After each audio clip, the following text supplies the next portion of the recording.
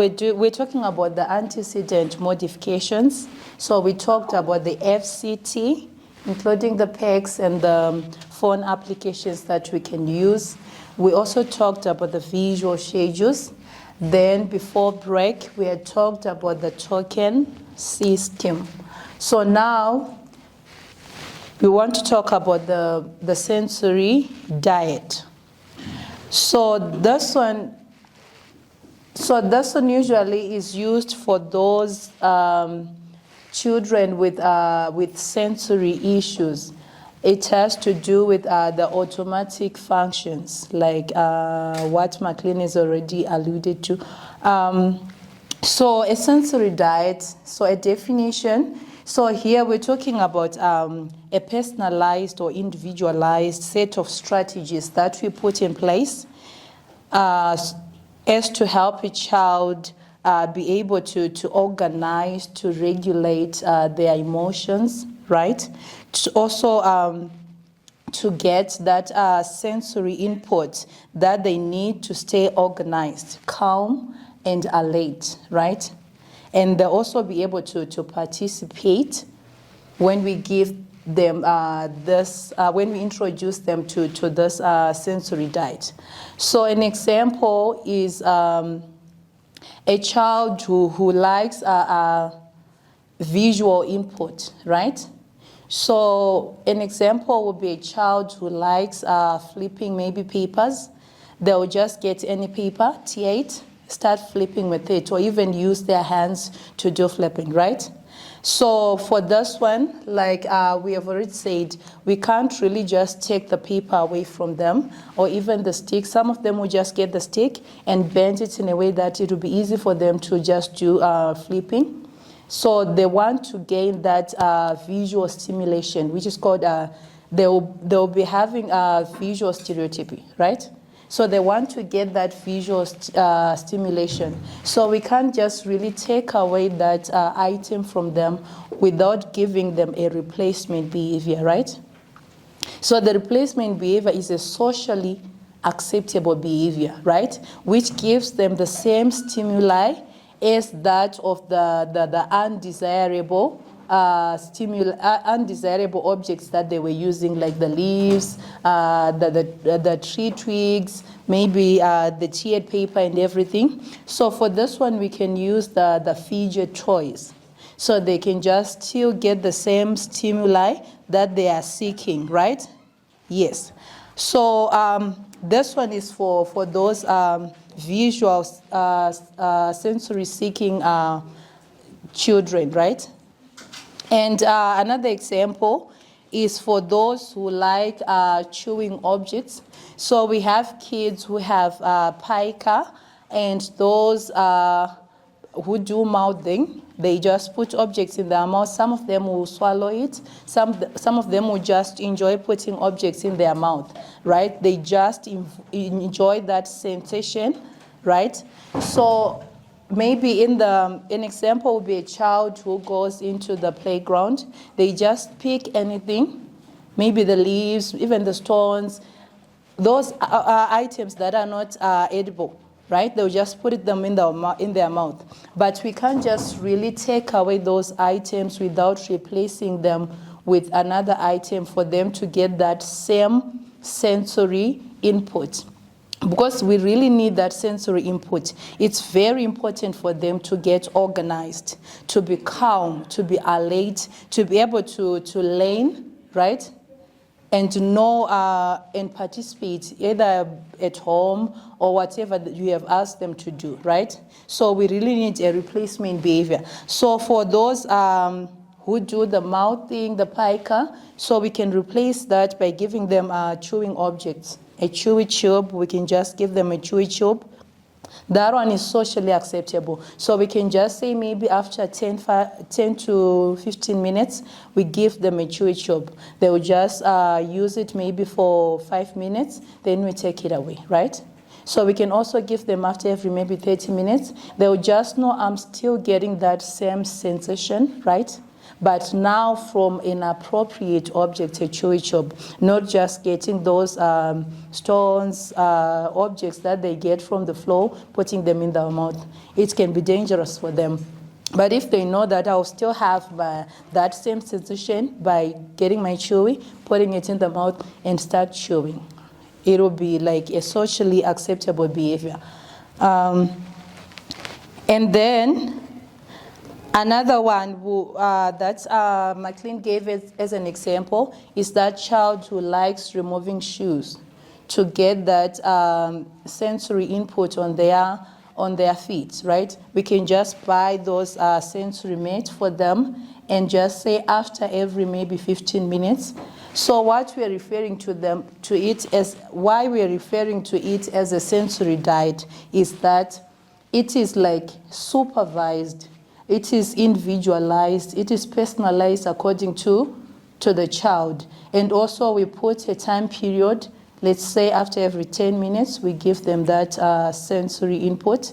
After every 30 minutes, we give them again. So it's working as an antecedent to reduce those undesirable behavior of just putting anything in their mouth, of wanting to elope from an activity because they want to have that feeling without having their shoes on. So it works as an antecedent to reduce undesirable behavior and also replace them with socially acceptable items or activities. So here it is also important to note that we have hypersensitive kids and we also have hyposensitive. So when we refer to hyper, so here we have the hyper.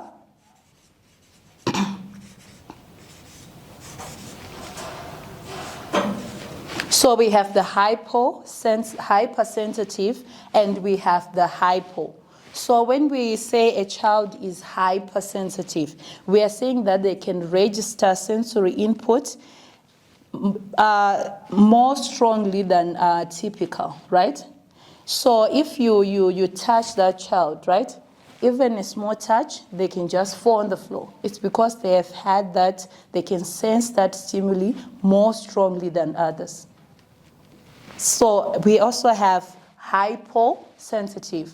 So this one, it means that they can register a stimuli less strongly.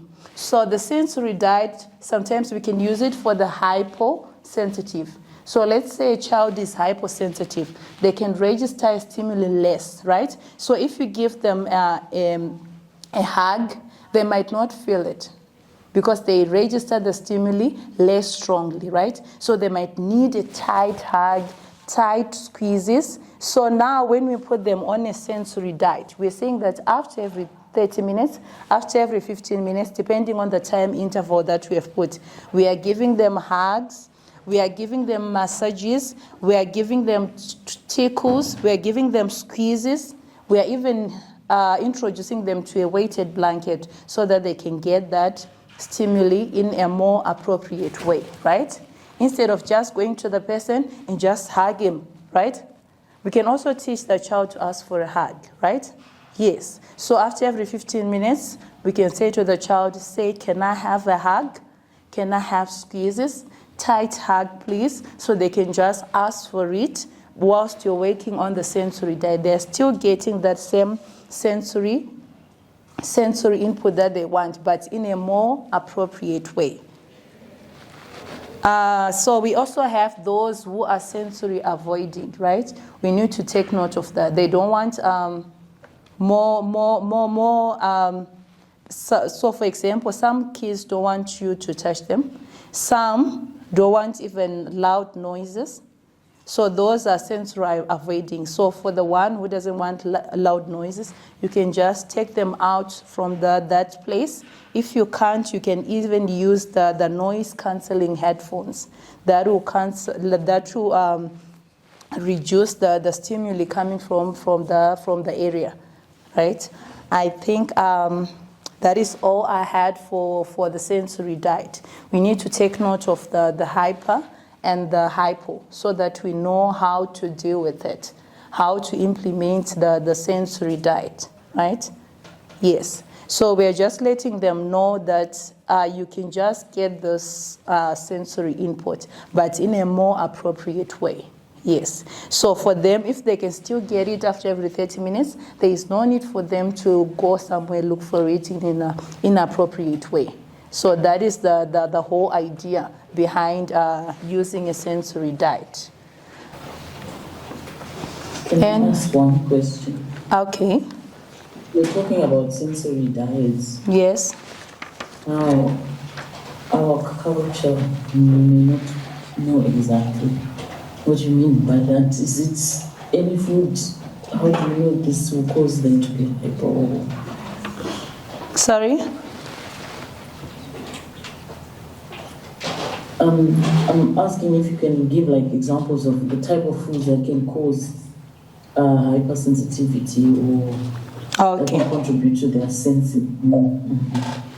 Okay, the type of foods. Yeah. Okay, that's fine. Yeah. Okay, that's fine. So usually for our kids, if they consume food with the sugary foods and also food with high in fiber, right? And there's also food with spices. That one also like increase their hyperactivity. So we have like drinks, like those that are sugary and also those with acids. They cause them to be very, very hyperactivity. Okay, if there are no questions, I'll move on to social stories. That's on number 5. So this one we are referring to short stories that are simple, that are written down in order to teach the child the behaviors how to respond to a certain social situation. So we're just writing down the rules so that the child can understand how to respond when they face a specific social situation, right? So this one usually is positive and non-judgmental. So as we have said that this is an antecedent modification, we are doing it before the behavior occurs. We are not waiting for the behavior to occur, then we start reprimanding the child, right? So before the behavior occurs, we read a social story, right? We are saying it's just a simple story. Make it simple and straightforward for the child. You are just explaining the expected behaviors for the child when they're in a certain social situations, right? Make it very simple. You can add pictures, you can add visuals to that social story so that they can understand it better, right? And for those who can't read at that moment, they can even see the picture and understand, right? So it has to be as short and simple and straightforward as possible, right? So here we're saying that this is very important to use because there are no shaming involved. There is no shaming used, and there are no long list of don'ts. So if we wait for the behavior to occur, then we'll say, please don't do that, please don't do that. So here we don't have a long list of don'ts. We avoid those, right? So once we use a social story, we are just preparing the child for what is going to happen, right? So like we said, they have inflexibility when it comes to routines, right? So now we're explaining to them, when we're going to the dentist, this is what we're going to happen, right? When we're going to the playground, this is what is going to happen, right? When we are going to a new school, this is what is going to happen. When we're going to the church on Sunday, this is what is going to happen. So it will be a very, very short story with visuals. So here I have an example of a social story, right? This is a toilet or potty social story, right? Yes. So here, you can also include the child's name, right? So that they will really understand. This is me. That will be in the in the whole story, right? So here it reads, Pet goes to the bathroom, right? So if the child is John, you say John goes to the bathroom. You just replace it with the name. So if you can print your own, that will be better so that you can have the child's name, right? Or you can just buy and then just change the name when you're reading, right? So this is for the potty. A child who struggles with going to the potty, with knowing the steps to do when they go to the potty. Instead of waiting to tell them, no, you can't go outside the bathroom without pulling up your pants. You have to tell them before they go what they're expected to do in the bathroom, right? All the steps involved, right? Just be patient with the child. Read the story. Do not rush when you are reading the story. It might take time, but with time they will understand this, right? So I'll just give an example of this, right? So here, as you can see, we have pictures of the child going into the bathroom. So it will have simple sentences. Try and make them as simple and short as possible, right? And put visuals for the child to see, right? Here it says, when pet needs to go to the bathroom, when pet needs to pee, they go to the bathroom, right? And here, you see the next picture, it will explain what happens next. Pet lifts the toilet lid, right? And then here, they pull down the pants and the underwear, they pee, and it explains what happens, right? It explains every step that happens in the process. So you're just preparing them for the event or social situation that is going to come. So this will reduce undesirable behavior. For example, a child who goes into the bathroom, then they just come out without pulling up their pants. So we have a page where it says they pull up their pants, right? So this one you can read it before, during, and after, so that you reinforce what you are teaching, right? So the first days, just show them the picture, read it with them, make sure they are looking, right? So this one works for different social situations. Like I've said, we have a scenario where a child goes to the dentist, then they start crying. They don't want the dentist to touch them. Maybe it's a stranger. Yes, it might be a stranger, a new person to them. They don't want them to touch them. They don't want being to a new environment. So what you do with a social story, you just create a scenario, explain to them, right? You tell them, right? When I visit the dentist, right? We sit waiting for our turn, right? When it's our turn, the dentist will clean my teeth. And then when I'm done, I get maybe a biscuit, a cookie, right? So it can have a reinforcer also involved in it. You can put a reinforcer at the end so that they know if they do that, they finish that activity, they can get a certain reinforcement, right? You can also put a picture of the cookie at the end, right? But now they can prepare their mind that I'm going to a dentist, this is what is going to happen, right? Another example we can give is that of a playground. So some kids might not want to play with other kids at the playground, and they may start hitting others, and you don't want those behaviors, right? You can use a social story. When I'm at the playground, I need to play nicely. I can see new people, but it's fine. It's a new environment. With time, I'll get used to it. When I'm afraid, I can go to an adult, right? And then stand beside them, right? If someone comes close to me, remember there are some kids who don't want people closer to their personal space.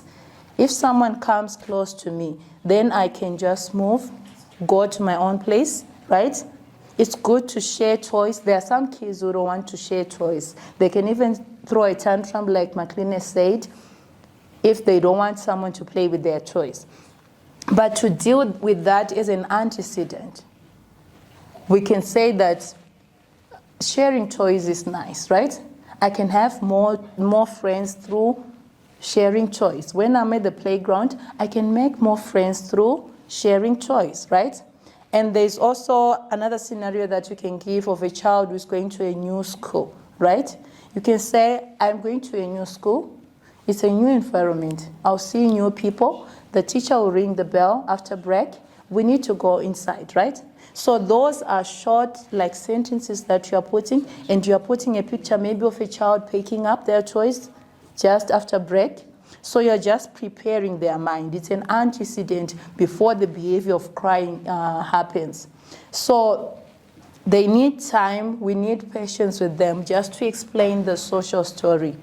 Please do not rush. So any scenario that you can think of, we can use a social story. We can make our sentences as simple as possible and make the child feel protected, right? We can tell them, when I'm going to the church, I'll be with an adult, right? Yes, there will be other kids at the church. It will be good to greet them. So you're just preparing them for the scenario that might happen, right? And make them feel safe. It will also decrease the tantrum because they know this might happen, right? Yes, so that is working as an antecedent modification. Yeah, so I think that is what I have for social stories. Just a recap of what we did. So we're just saying these are the things that we do before the undesirable behavior occurs, before a behavior occurs, right? In order to increase the desirable behavior, right? And decrease the undesirable one, right? Yes, as they say, prevention is better than cure. So I think antecedents are better. We need to use more of antecedents, right? Because imagine we keep on waiting for the child to do the wrong thing first. Then we reprimand the child, right? There might be, the learning process might take longer than just implementing these antecedent modifications. The child will learn the correct thing, right? We are giving the child an opportunity to learn the correct thing first than just waiting for them to do the wrong thing and reprimand them. That's it about antecedents. We just discussed 5 of them. The next topic that we're going to discuss about is prompting and fading, right?